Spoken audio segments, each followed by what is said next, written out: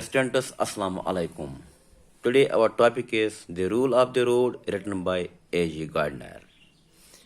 It is my fifth lecture pertaining to this important essay. Dear students, in my previous lectures, I have repeatedly told you that through this important essay, A.G. Gardner highlights the real meaning of our personal freedom. And by citing different examples, A.G. Gardner makes us understand what the real liberty is. Students, it is page number 144 of your textbook, Chanar 2nd. Please open your textbook and listen carefully how A.G. Gardner tries to explain us the real meaning of our personal liberty by citing different examples. Please listen. I got into the railway carriage. Carriage means compartment of train at a country's station means roadside station, and the other morning means next morning, and settled down for what the school boys would call an hour short, means to study very hard for an hour at a blue book. Blue books are the books containing official records. The truth is that I never read blue books for pleasure. I read them for the very humble means modest purpose of means aim of turning an honest penny out of them means getting information from the books so that he may be able to perform his job very well. In other words, for making money.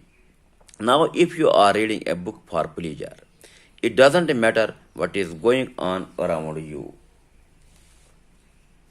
Here, A.G. Gardner says that he got into the railway carriage, means compartment of the train, the other day, and settled down to study a blue book, means a book containing official records. He was required, like a student, to study it seriously.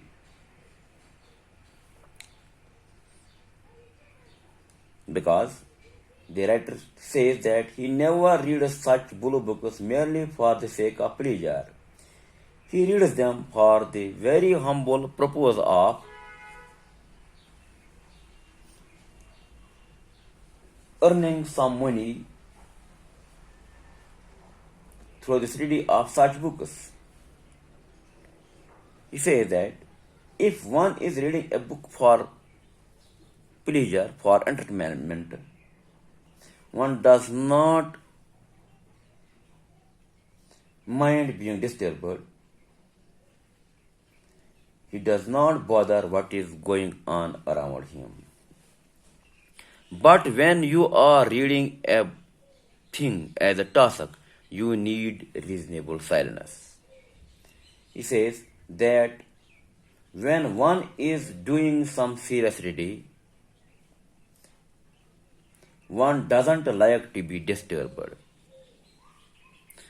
One needs reasonable silence.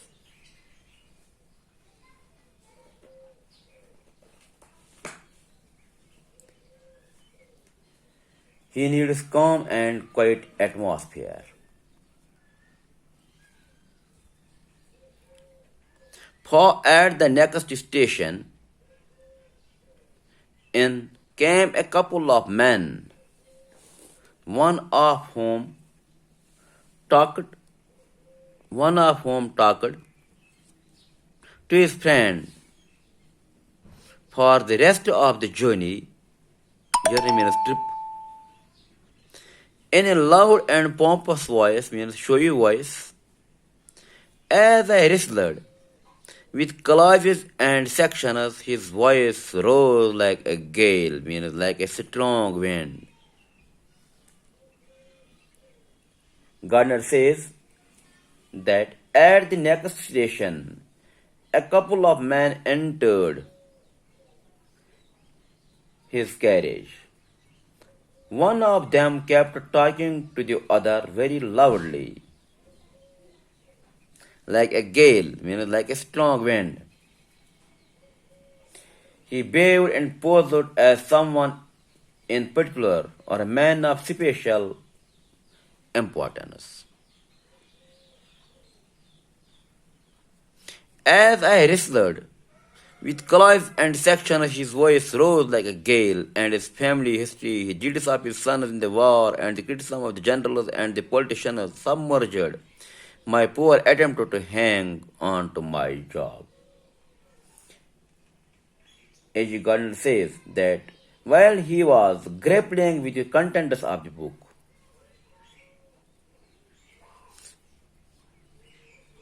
while A.G. Gardiner was trying to understand the contents of the Blue Book. In the meantime, this man began talking about his family history and the heroic deeds of his sons in the war.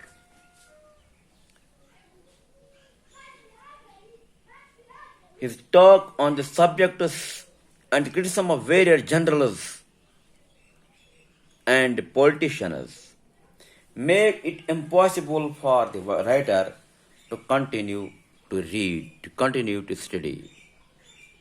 I shut up the Blue Book. A.G. Gardiner says that he closed the Blue Book and looked out of the window and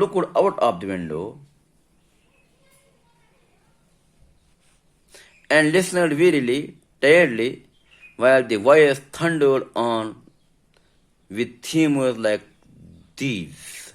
Now, what the French ought to have done, the mistake the Germans made, and if only Asquith means here Lord Oxford, a great writer and statesman, if only Asquith had, the sort of stuff I had heard it before. Oh, so often. It was like a barrel organ. Barrel organ means a kind of musical instrument groaning out some uninteresting song of long ago. Meanwhile, when the writer closed his Blue Book, and looked out of the window, meanwhile his ears were assailed by the unending talk of the men about the acts of omissions and commissions committed by the French and the Germans. The talk sounded commonplace and monotonous, like the wounds produced by barrel organ, groaning out some cheap or ordinary song of long ago. Thanks, stay blessed.